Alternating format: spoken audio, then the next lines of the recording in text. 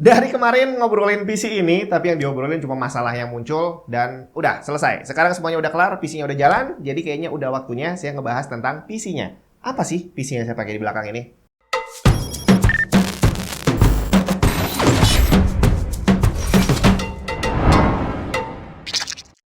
Windows kamu masih bajakan? Ganti original, malulah. Karena sekarang kamu udah bisa beli lisensi Windows original pakai GoPay dan OVO di cdkeysales.com. Tinggal klik link di bawah, masukin keranjang, tulis kode voucher TNT untuk dapat diskon tambahan, check out dan pilih metode pembayarannya.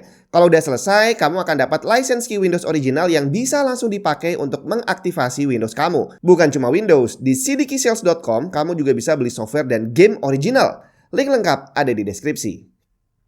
Jadi ceritanya, udah sejak lama PC yang dipakai untuk ngetes hardware di Tech and Tips ini adalah PC yang sama yang saya pakai kerja setiap hari. Jadi kalau pas lagi ada barang datang, unit untuk dites dan saya harus ngetes, otomatis pekerjaan saya langsung berhenti, bre. Karena RAM-nya harus dicopot, terus SSD-nya dicopot, graphics card dicopot, dan harus ngetes. Akhirnya saya pengen bikin script jadi susah, saya pengen browsing cari materi juga susah gitu kan.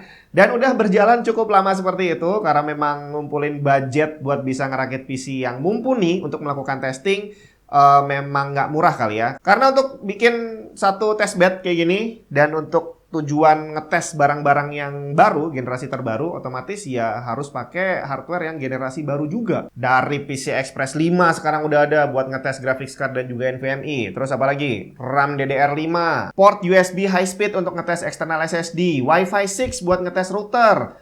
Terus motherboardnya juga harus punya VRM yang bagus untuk bisa ngetes CPU high-end, termasuk power supply-nya juga idealnya udah punya colokan baru 12 VHPWR buat ngetes GPU generasi terbaru. Termasuk CPU yang terpasang juga harus cukup powerful kalau pengen ngetes GPU kelas atas biar nggak bottleneck. Terus juga monitor idealnya udah 4K juga 144Hz biar bisa ngetes game dengan resolusi tinggi. Biayanya tentu saja tidak murah dan kalau secara pribadi, pemakaian saya sehari-hari, kalau bukan jadi tukang ngetes hardware, ya kayaknya saya nggak bakal ngerakit PC yang kayak gini deh. Terlalu overkill untuk kebutuhan saya. Beberapa tahun lalu sempat kejadian, jadi sebelum mulai YouTube saya udah mulai pengen ngerakit PC yang bagus. Kemarin udah saya bahas juga waktu tentang power supply-nya meleduk gitu ya.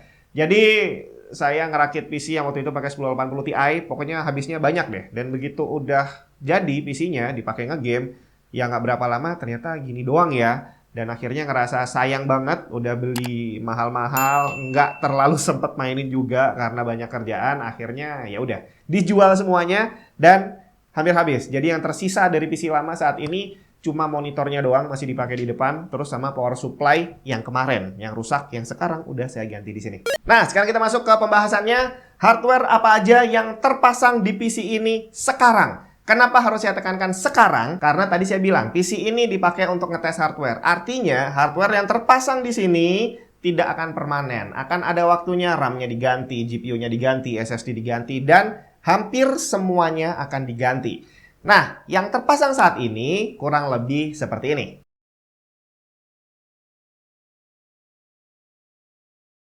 Itu dia. Dan tadi, karena semuanya bisa digonta-ganti, saya mau ngebahas satu-satu juga kayaknya agak susah gitu ya. Kenapa ya? Ntar habis dibahas, besok ganti lagi. Tapi dari sekian banyak yang terpasang di sini, ada dua part yang tiga. Ada tiga part yang kemungkinan besar tidak diganti-ganti. Yang pertama adalah motherboard, yang kedua adalah cooler, dan yang ketiga adalah power supply. Jadi harapannya itu bisa permanen ada di sini. Kalau butuh CPU tinggal copot ganti, RAM tinggal copot ganti. Tapi untuk tiga tadi harusnya sih nggak perlu digonta-ganti. Dan itulah yang pengen saya bahas hari ini. Kenapa saya milih bukan motherboard? Karena motherboard ini pembahasannya bisa panjang banget ya.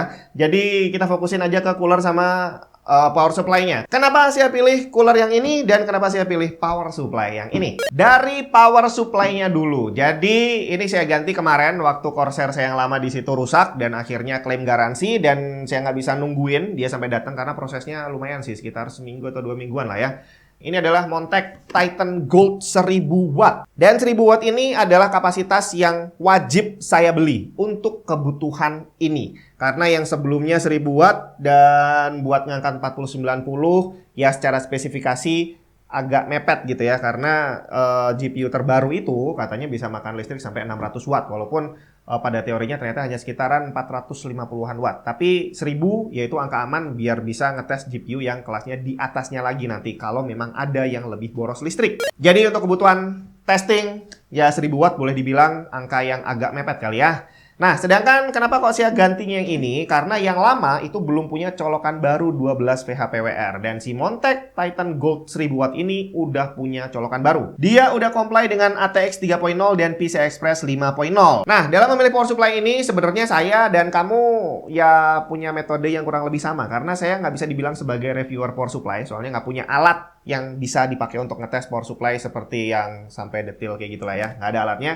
Jadi yang bisa saya lakukan adalah baca spesifikasi, terus cari informasi banyak-banyak tentang power supply-nya. Dan salah satunya saya ambil dari mana lagi kalau bukan PSU tier list. Ya, di tengah banyak kontroversi orang bilang bahwa tier list itu nggak bener dan segala macam, bahwa kita harus ngelihat review dan segala macamnya. Ya kebetulan saya udah cari informasi banyak-banyak tentang Montec.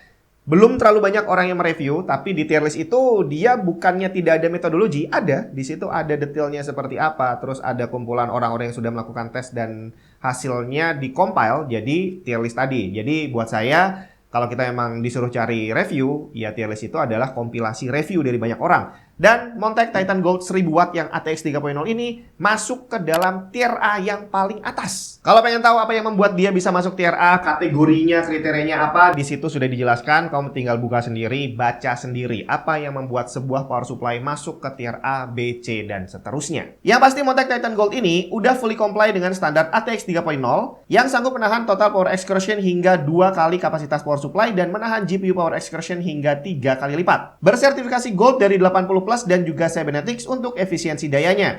Dia juga sudah tersertifikasi Ultra Quiet, masuk kategori Cybernetics A- dengan maksimum noise levelnya 27 dBA pada 1400 RPM. Input voltage-nya udah full range 110-240 VAC dengan frekuensi 50-60 Hz.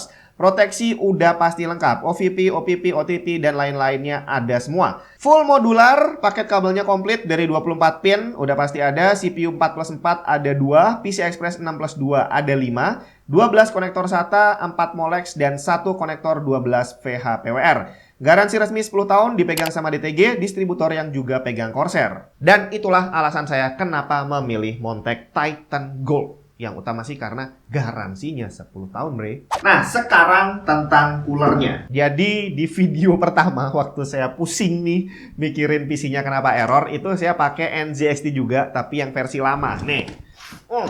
NZXT Kraken X62. Ini bungkusnya udah buluk.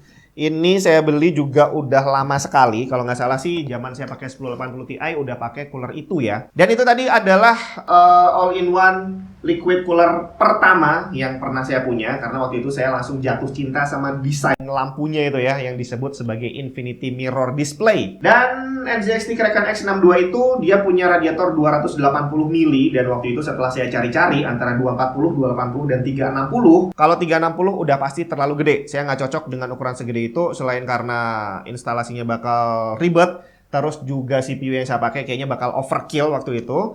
Dan kalau 240 itu kalau dari performance itu kayaknya agak, si 280 ini agak lebih dekat ke 360 daripada 240. Akhirnya saya pilih yang tengah-tengah aja, 280. Dan saat kemarin ganti, ya karena udah tua banget coolernya, ini PC-nya semua baru, saya pengennya juga ada refreshment lah ya untuk tampilan. Dan akhirnya saya ganti, masih dari NZXT, Kraken juga, tapi ternyata udah ada versi barunya. Ini Krakennya udah nggak pakai XYZ lagi, tapi cuma Kraken 280 RGB. Masih 280 mm sebagai radiator yang paling ideal buat saya. Cuma di sini udah ada perbaikan dari displaynya dan juga dari kipasnya yang sudah RGB, cakep banget, Bre. Untuk customization RGB dan juga layar ini seperti biasa bisa dilakukan di software NZXT Cam. Itu software yang sama yang bisa dipakai juga di cooler yang lama. Bedanya di displaynya ini, kalau yang tadi yang lama itu cuma bisa ngerubah warna doang sama tampilan lampunya muter-muternya seperti apa. Ini dia displaynya udah bisa dikasih gambar dan segala macam, nanti saya praktekin. Terus juga garansinya 6 tahun. Untuk ukuran sebuah cooler, garansi 6 tahun itu panjang banget. Sedangkan power supply aja gak banyak yang bisa ngasih garansi lebih dari 5 tahun. Cuma kelas menengah ke atas. Jadi saya pilih dua-duanya ini Salah satu alasan utamanya adalah garansinya yang panjang. Sekarang kita lihat gimana performance dan juga setup customization dari NZXT Kraken 280 yang cakep bre. Saya soalnya katro nih, baru sekali ini pegang cooler yang model beginian. Maksimum temperatur Ryzen 7 7800X 3D dengan NZXT Kraken 280 ini mencatat idle temperaturnya 46 derajat Celcius. Ini diukur dalam kondisi ruangan tanpa AC. Kemudian saat full load dia mencapai 90 derajat. Ini memang nggak bisa lebih karena ini adalah settingan temperatur maksimum yang diatur sama BIOS dalam kondisi default. Nggak saya rubah apapun. Dan ini menggunakan silent mode dari NZXT Kraken 280-nya. Begitu saya rubah ke performance mode, temperaturnya turun sedikit menjadi 86 derajat Celcius. Yang menarik adalah soal boost clock-nya. Jadi maksimum target boost clock kalau sesuai dengan speknya adalah 5000 MHz. Dan dengan menggunakan cooler ini, dia bisa mencapai 4750 di semua core dalam kondisi full load. Not bad. Jadi kalau pengen mencapai angka 5000, ada dua hal yang bisa dilakukan. Yang pertama adalah ganti coolernya jadi yang lebih bagus. Atau yang kedua, utak-atik BIOS-nya untuk nurunin voltase biar temperaturnya bisa turun dan clock-nya bisa terdorong naik. Kemudian terakhir untuk power consumption-nya dalam kondisi idle, CPU ini cuma makan listrik 26 watt. Dan dalam kondisi full load cuma 85 watt.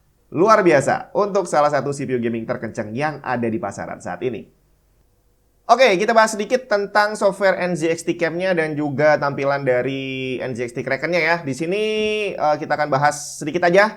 Yang pasti di sini ada untuk PC monitoring, ya seperti biasa monitoring temperatur, load, terus apalagi network dan sebagainya ada di sini. Kemudian ini adalah sistem spesifikasinya, PC-nya apa aja, hardware-nya. Nah, di sini akan kita bahas lebih lanjut adalah tentang lighting dan juga coolingnya. Di cooling, ini kita bisa pilih beberapa profile, tapi yang utama adalah silent sama performance aja ya. Dimana kalau silent berarti dia akan lebih mengutamakan tenang. Jadi secara RPM nggak akan terlalu tinggi, sedangkan kalau performance itu ya dibikin mengikuti temperaturnya. Semakin tinggi akan semakin tinggi temperaturnya akan semakin tinggi juga RPM dari pompa dan juga kipasnya. Nah, di sini bisa kita atur apakah performance-nya ini akan mengikuti temperatur dari CPU, GPU atau liquidnya. Tapi karena dia mendinginkan CPU, jadi ya sebaiknya dipasang di CPU aja kali ya.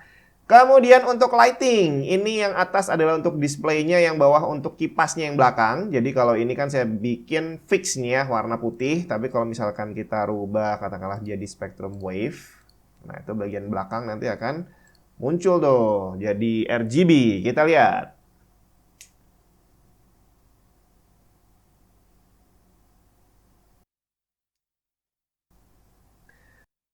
Oke, selanjutnya adalah untuk displaynya. Jadi displaynya ya sebagaimana display. Sedang untuk displaynya sebagaimana yang lainnya, dia punya beberapa fitur. Yang pasti ini yang saya pasang di situ adalah dual infographic, itu untuk temperatur CPU dan juga GPU. Di mana ini bisa diatur antara load atau temperatur yang akan ditampilkan di situ. Kemudian bisa juga single infographic, mau yang mana yang kau pilih, CPU load, CPU temperatur, liquid, GPU, silakan dipilih sesuai dengan yang kamu mau. Kemudian carousel ini dia akan berotasi, jadi pindah satu-satu. Ini saya setting GPU sama CPU dia akan bergantian. Kemudian untuk clock face ini berarti dia jam, menampilkan jam, bisa dalam bentuk jam yang pakai jarum, bisa juga jam digital. Terus bisa juga dipakai untuk menampilkan gambar. Nah, ini saya kasih gambar logonya Tech and Tips. Dan bisa juga dikasih web integration. Jadi web integration ini bisa kamu masukin foto slideshow, juga bisa dimasukin website. Jadi ini saya pilih yang website. Ini di sini saya pilih websitenya si NZXT ya. Nah, di situ tampil gambar slideshow video. Cuma sayangnya dia secara displaynya nggak bisa full screen ya. Tapi ya nggak masalah sih. Kalau saya lebih suka yang lebih bermanfaat dual infographic aja. Ya, kurang lebih itu NZXT Cam untuk mengontrol NZXT Kraken 280. Yap, itu tadi dua komponen utama yang saya pasang di sini yang kemungkinan akan permanen. Kenapa saya bilang permanen tadi? Selain karena garansinya panjang, dengan bergantinya generasi hardware, selama dia nggak rusak, kamu nggak perlu ganti power supply, nggak perlu ganti cooler. Udah gitu garansinya tadi 10 tahun sama 6 tahun. Panjang banget, Bre. Jadi kalau 10 tahun itu ya, kalau sekarang ini kita ada di Intel Gen 13, Ryzen 7000 dan RTX 4000, berarti 10 tahun lagi mungkin saya masih bisa pakai ini di Intel generasi ke-23, Ryzen generasi 17000 dan juga RTX 9090.